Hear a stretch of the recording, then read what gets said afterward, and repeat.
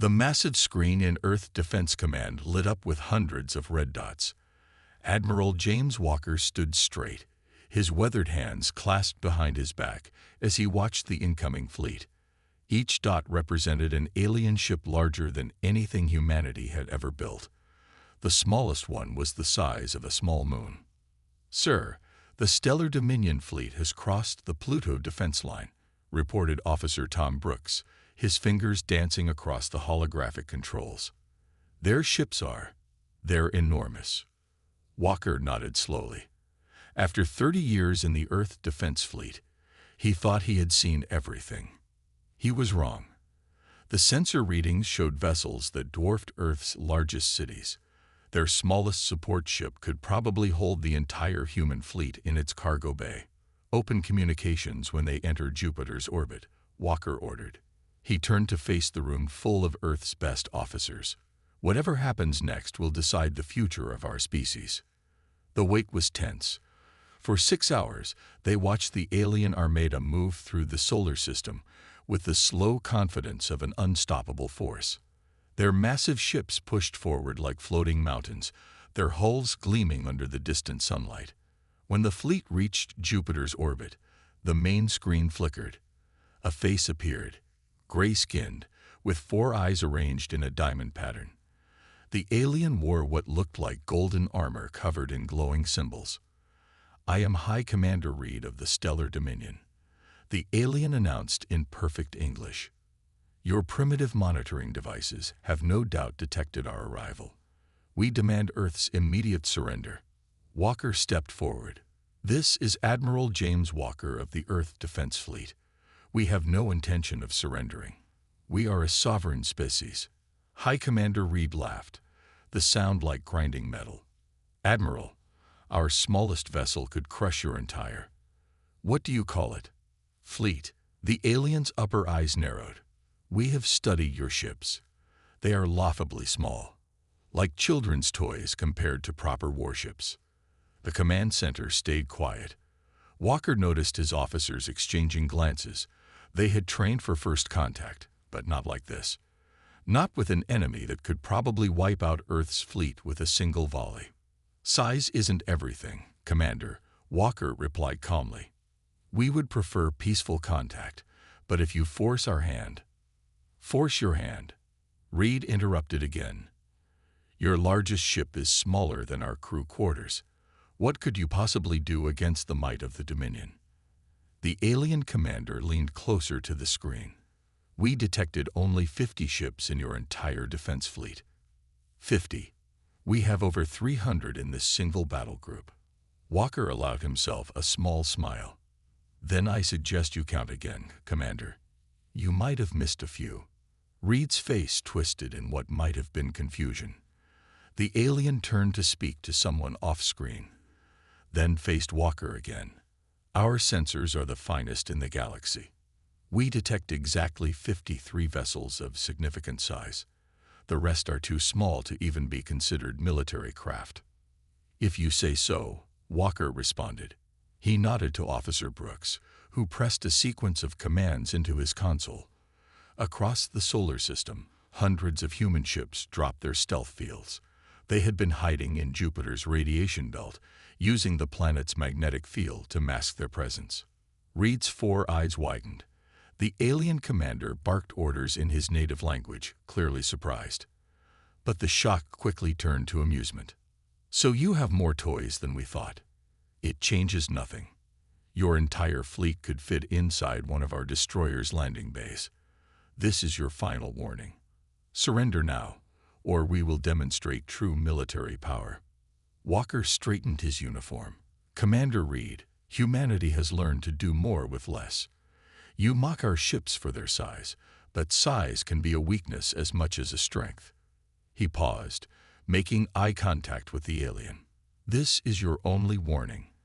Leave our solar system, or you'll learn why bigger isn't always better." The communication ended with Reed's barking laugh. Walker turned to his crew, his face serious but determined. "Battle stations," he ordered. "Show them what human engineering can do." Around the solar system, Hundreds of compact, highly advanced human ships powered up their systems. They might have been small, but they were the most efficient killing machines humanity had ever built. The Stellar Dominion was about to learn a hard lesson about underestimating Earth. Fleet Captain Mark Thompson walked quickly through his ship, the EDF Swift Strike. At just 200 meters long, it was tiny compared to the Dominion's massive vessels. But that was exactly why it would win. Engineering report, he called out as he entered the compact bridge. Unlike the huge, throne-like command centers of alien ships, this bridge held just 5 crew members. Each wore a neural interface headset that connected them directly to the ship's systems. "All systems ready, Captain," answered Chief Engineer Mary Cooper. She smiled as her fingers moved across the holographic displays. "Those big ships out there, they're wasting so much space it's almost funny." Thompson nodded. He had studied the scans of the Dominion vessels. Their ships had massive hallways that could fit 10 people walking side by side. Their bridge was the size of a football field. Even their engine rooms were full of empty space, with controls spread far apart. "Show me the comparison," Thompson ordered. A hologram appeared in the center of the bridge. It showed their ship next to a Dominion destroyer. The alien ship was 20 times larger, but the power outputs were almost the same. "Look at this," Cooper said, highlighting sections of the alien ship. "They have ceremony halls, huge personal quarters, and wide corridors everywhere. It's like they built a city first and added weapons later." Thompson zoomed in on their own ship's layout. Every space was used perfectly. The corridors were just wide enough for 2 people to pass. The crew quarters were small but comfortable. Every cubic meter had a purpose. "Sir," called out Sensor Officer Jack Wilson, "the Dominion fleet is moving. They're launching fighters." Thompson watched as huge bay doors opened on the alien ships. Their fighters were the size of old Earth aircraft carriers. Each one could probably hold his entire ship inside it. "They still don't understand," Thompson said quietly. He opened a channel to all Earth ships in his battle group. "This is Fleet Captain Thompson. Remember your training. Size means nothing when you can't hit what you're aiming at." He turned to his weapons officer. "Show them what Earth engineering can do. Target their lead fighter with the new plasma lance." The weapons officer, Bill Reed, grinned as he linked his mind to the targeting systems through his neural interface. The headset glowed blue as it read his thoughts, allowing him to aim and fire faster than any manual control could. "Target locked," Reed announced. Firing. A thin beam of blue energy shot from the Swift Strike. It was much smaller than the Dominion's massive energy weapons, but it was far more focused. The beam hit the alien fighter exactly where their scans showed the power core would be. The huge fighter exploded, breaking into pieces that scattered across space. The Dominion fleet seemed to pause in surprise. "That's impossible," came a transmission from the Dominion ships. "Your weapon is too small to cause such damage." Thompson allowed himself a small laugh. "Size isn't everything," he replied. "Earth learned long ago that bigger doesn't mean better. We had to build our ships small because we didn't have the resources to waste. So we made them perfect instead." He watched as more Dominion fighters approached. They were slow and clumsy compared to the human ships. Their huge engines needed time to change direction, while the Earth ships could spin and turn almost instantly. "All ships, attack pattern Delta," Thompson ordered. "Show them why humanity focused on quality over quantity." The Earth fleet moved like a swarm of angry bees around the massive alien ships. Their small size made them hard to hit, while their advanced weapons could strike with surgical precision. On his screen, Thompson watched as more Dominion fighters exploded.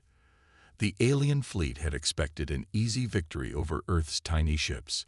Instead, they were learning a lesson about human ingenuity that they wouldn't soon forget. "Send a message to Admiral Walker," Thompson said as his ship easily dodged another alien attack. "Tell him the test was successful.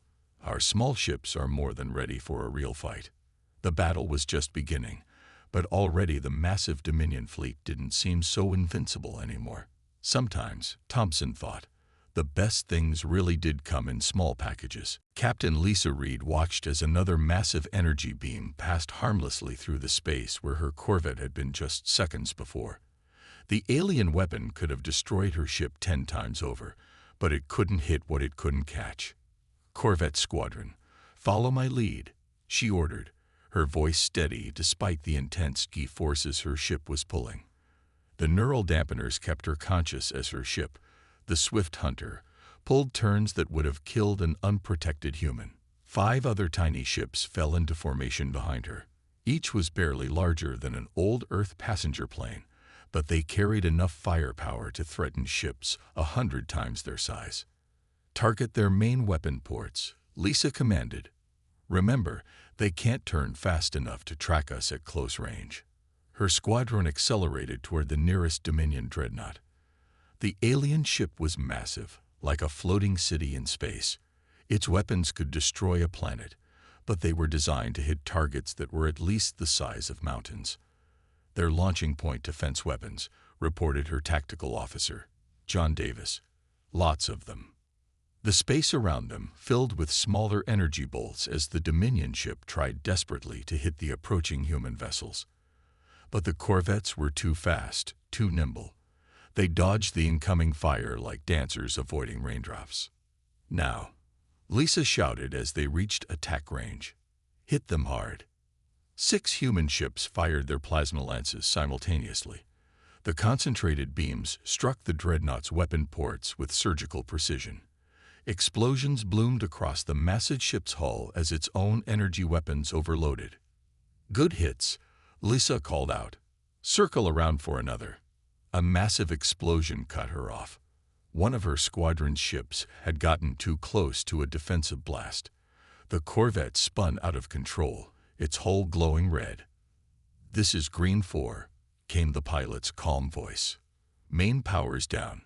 Switching to backup systems. Cover Green 4's retreat," Lisa ordered.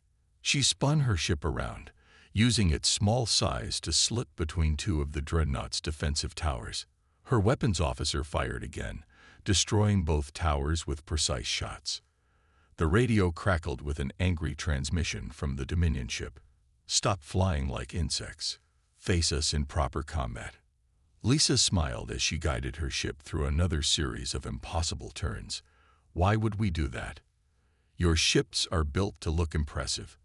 Ours are built to win." More Dominion ships were moving to join the battle. Their massive engines pushed them forward with unstoppable force, but they turned like mountains trying to dance. Lisa's squadron easily stayed out of their firing arcs. "Admiral Walker," she reported through the command channel. "Corvette Squadron reporting successful hits on enemy weapon systems. Their big ships can't handle our speed and maneuverability." "Good work, Captain," Walker's voice came back. "Keep them distracted. The main fleet is moving into position." Lisa watched her tactical display as hundreds of human ships moved through space, coordinating their attacks perfectly. The Dominion fleet tried to respond, but their rigid formation worked against them. Their ships were so big they had to be careful not to hit each other when they turned. "All ships, attack pattern Echo," Lisa commanded. "Show them what Earth's tiny ships can really do." Her squadron reformed and accelerated again. They flew between the massive alien ships like arrows through trees, their weapons striking with deadly accuracy. For every shot the Dominion ships fired, they missed 10 times.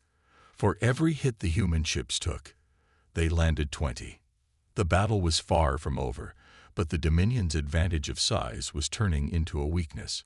Their huge ships were perfect targets for the swift, agile human vessels. They had expected to crush Earth's fleet easily. Instead, they were learning that sometimes the smallest opponent could be the deadliest. "Squadron, form up on me," Lisa ordered as she prepared for another attack run.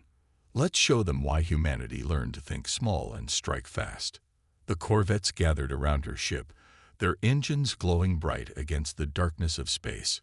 They might have been small, but they were about to teach the Dominion a lesson about underestimating humanity that would echo across the galaxy. Chief Engineer Mary Cooper stared at the data flowing across her screen aboard the Swift Strike.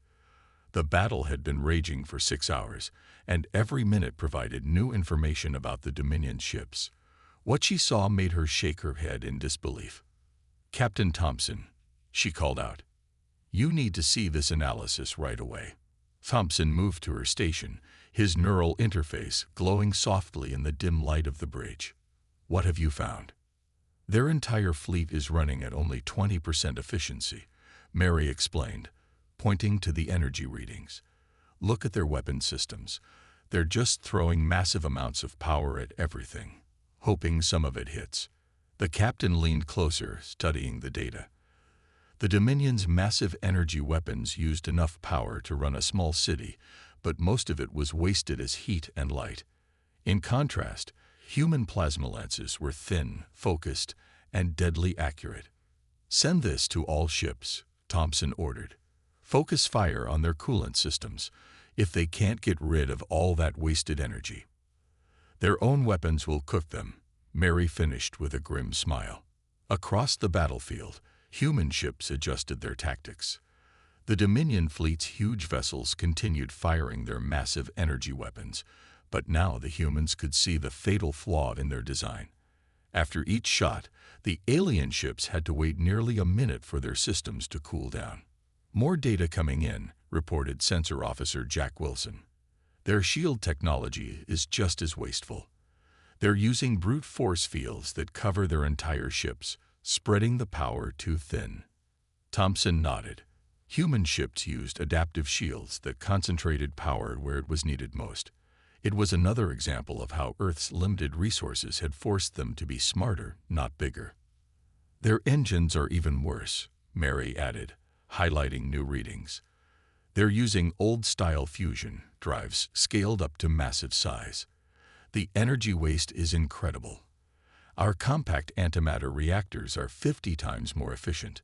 The bridge crew watched as a Dominion battleship fired another enormous energy blast at a group of human corvettes. The weapon lit up space like a small sun, but all the corvettes easily dodged it. The battleship's hull glowed red from its own wasted energy. "Sir," called out Communications Officer Pete Barnes, "we're intercepting their internal communications. Their engineers are starting to panic. Some of their ships are overheating from continuous firing." Thompson opened a channel to Admiral Walker. "Admiral, engineering has confirmed what we suspected. The Dominion's technology is far behind ours in efficiency. They compensate with size and power, but it's working against them." "Good work," Walker replied. "All ships target their thermal management systems. Let's turn their own power against them." Mary's fingers flew across her console as she sent detailed targeting data to the fleet. "Their cooling systems are massive radiator panels along their hull," she explained. "Easy to hit, impossible to protect. Without them—" She didn't need to finish. Everyone knew what would happen. A ship without proper cooling would cook its own crew. The human fleet moved with precision, their small ships darting between the massive alien vessels. Plasma lances struck with surgical accuracy, cutting through the huge radiator panels. Within minutes, temperature warnings began flashing across Dominion ships. "Enemy flagship is showing critical heat levels," Jack reported with satisfaction. "They're losing weapons, shields, and engine power across their fleet." Thompson watched as the mighty Dominion ships began to falter. Their huge weapons fell silent as internal temperatures rose to dangerous levels. Some began venting plasma, trying desperately to cool their overloaded systems. "Send a message to their commander," Thompson ordered. "Tell them that size means nothing without the technology to use it properly. Earth learned to build small because we had to be efficient. Perhaps they should have done the same." The battle wasn't over, but the outcome was becoming clear. The Dominion's massive ships were being defeated not by superior numbers or firepower, but by human ingenuity and efficient design. Sometimes, the best technology was the smallest. Commander Robert Wilson stood in the briefing room of his special operations ship, the Shadow Strike. 20 of Earth's best pilots surrounded him, their neural interfaces glowing softly in the dim light. Operation Swift Strike begins now, he announced, pointing to the holographic display of the Dominion fleet. Their ships are overheating. Their weapons are slow. It's time to show them what Earth's smallest ships can really do. The display zoomed in on the Dominion flagship. It was massive, over 10 kilometers long. But now, they knew its weaknesses. Team 1 will disable their engines, Wilson continued. Team 2 will take out communications. Team 3, you're with me. We're going straight for their command center. The pilots nodded. Their ships were the smallest in Earth's fleet, each barely larger than an old space shuttle. But they were also the fastest and most advanced vessels humanity had ever built. Sir, one pilot raised his hand. Won't their internal defenses stop us? Wilson smiled. They can't stop what they can't see. He pressed a button, showing a new image. Our ships have the latest stealth systems. By the time they spot us, it'll be too late. Across the solar system, the main battle continued. Captain Lisa Reed's corvettes kept the Dominion fleet distracted while Wilson's teams moved into position. Their tiny ships slipped through the gaps between the alien vessels' massive defense screens. All teams, activate stealth systems, Wilson ordered as they approached the flagship. Radio silence from here on. 20 small ships disappeared from view. They were invisible to both eyes and sensors, their hulls absorbing all signals. Only their neural interfaces kept them in contact with each other. The Dominion flagship loomed ahead, its hull still glowing red from overheated weapons. Wilson's team flew closer, aiming for a small maintenance hatch. To the Dominion, it was tiny, barely worth guarding. To the human ships, it was like a massive open door. Team 1, begin your run, Wilson commanded through the neural link. 5 ships broke formation, heading for the flagship's engine section. They fired their plasma lances with perfect accuracy, cutting through power conduits and cooling systems. The massive engines began to sputter and die. Team 2, you're up. Another 5 ships targeted the communication arrays. Their weapons sliced through the delicate equipment, cutting the flagship off from the rest of its fleet. Team 3, with me. We're going in. Wilson led his ships straight into the maintenance hatch. The Dominion's internal corridors were huge, designed for maintenance vehicles the size of buildings. The human ships flew through them like fish in a stream. Multiple contacts, called one of his pilots. Internal defense drones. The Dominion's defensive robots appeared around a corner. They were big, heavily armed, and far too slow. The human ships dove and rolled around them, their plasma lances cutting them to pieces. Command center ahead, Wilson reported. Prepare breach charges. His ships positioned themselves around the massive doors of the flagship's bridge. The charges they carried were small but powerful, designed to cut through any armor. Breach in 3, 2, 1. The explosions were precisely calculated. The doors fell inward, and Wilson's ships rushed through. Inside, the Dominion crew stared in shock as Earth's tiny vessels appeared in their command center. "This is Commander Wilson to Admiral Walker," he transmitted. "We have control of their bridge. The flagship is ours." The Dominion commander, Reed, stood from his massive command chair, his 4 eyes wide with disbelief. Impossible. How did such small ships? "Size isn't everything," Wilson replied. His ship's weapons trained on the alien crew. "You built your ships to be impressive. We built ours to win." Across the solar system, the battle was turning. Without their flagship's coordination, the Dominion fleet fell into chaos. Earth's tiny ships were proving that bigger didn't mean better, not when you were fighting humans. Admiral Walker watched the battle displays with growing satisfaction as reports flooded in from across the solar system. The Dominion fleet was falling apart, but not just from the outside.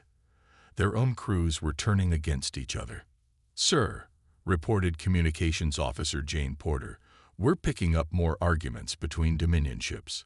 "Listen to this," She played an intercepted transmission. A young Dominion captain was shouting at his superior. "We must retreat. Their small ships are tearing us apart, while we waste time with ceremony and protocol." Another voice, older and angrier, shouted back, "Silence. The Dominion does not retreat from lesser beings. Our ships are the largest in the galaxy. We cannot be defeated by toys." Walker smiled as he listened. Pride was destroying the Dominion fleet as surely as Earth's weapons. Their commanders refused to admit they were losing to ships they had mocked just hours ago. "More transmissions coming in," Jane announced. 3 Dominion destroyers are refusing orders to maintain formation. They say the current tactics are suicide. On the main screen, Walker could see the massive alien fleet breaking apart. Some ships tried to maintain their rigid battle lines, while others attempted to copy human tactics. Neither group was succeeding. Their ships were simply too big and slow to fight effectively. "Incoming message from Commander Wilson on the captured flagship," reported Jane. "The Dominion's young officers are openly arguing with their seniors. Some are demanding they study human ship design." Walker opened a channel to the captured flagship. "Report, Commander." "Sir, it's chaos in here," Wilson replied. "Half the crew wants to surrender and study our technology. The other half is too proud to admit they were wrong. They're actually fighting each other on the bridge." The Admiral nodded. This was exactly what he had hoped for. The Dominion's pride had been their greatest weakness all along. They had built their ships to look impressive, to show their power through size alone. Now that weakness was destroying them. "New development," called out Tactical Officer Mike Stone. "Dominion supply ships are breaking formation. They're running for the edge of the solar system." More reports came in quickly. Junior officers were taking control of their ships, ignoring orders from their superiors. Some vessels turned to retreat while others tried to continue the fight. The once mighty Dominion fleet was tearing itself apart. "Sir," Jane interrupted, "High Commander Reed is demanding to speak with you. He's on one of their undamaged battleships." Walker straightened his uniform. "Put him through." The alien commander appeared on screen, his 4 eyes blazing with anger. "What have you done to my fleet? How dare you turn our crews against us?" "We didn't do anything except show them the truth," Walker replied calmly. "Your own people can see that bigger isn't always better. They want to learn and improve, but your pride won't let them." "Lies," Reed shouted. "I order all ships to reform the battle line. We will crush these humans with our superior size and power." But few ships responded to his call. The Dominion fleet continued to break apart as more young officers chose survival over blind obedience. "Commander Reed," Walker said firmly, "your fleet is finished. Your own crews can see that human ingenuity has defeated Dominion size. Surrender now, and we can share our technology. Continue fighting, and you'll lose everything." The alien commander's response was lost in static as his own crew cut the transmission. Reports showed fighting had broken out on his bridge too. "All Earth ships," Walker broadcast, "move to contain any Dominion vessels still fighting. Offer protection to those who surrender. Show them that humanity knows how to win with honor." The battle was nearly over. The mighty Dominion fleet had been defeated not just by Earth's weapons, but by their own refusal to admit that smaller, smarter ships could be better than massive, inefficient ones. Walker watched as more alien ships powered down their weapons. Sometimes the greatest victory came not from destroying an enemy, but from teaching them a better way. 1 month after the battle, Admiral Walker stood at the window of Earth Defense Command, watching ships move through space. But now, alongside the small, efficient human vessels, he could see several massive Dominion ships. They weren't here to fight. They were here to learn. "Admiral," called Captain Thompson as he entered the room. "The first Joint Engineering Team has finished their report. You're going to want to see this." Walker turned from the window and took the tablet Thompson offered.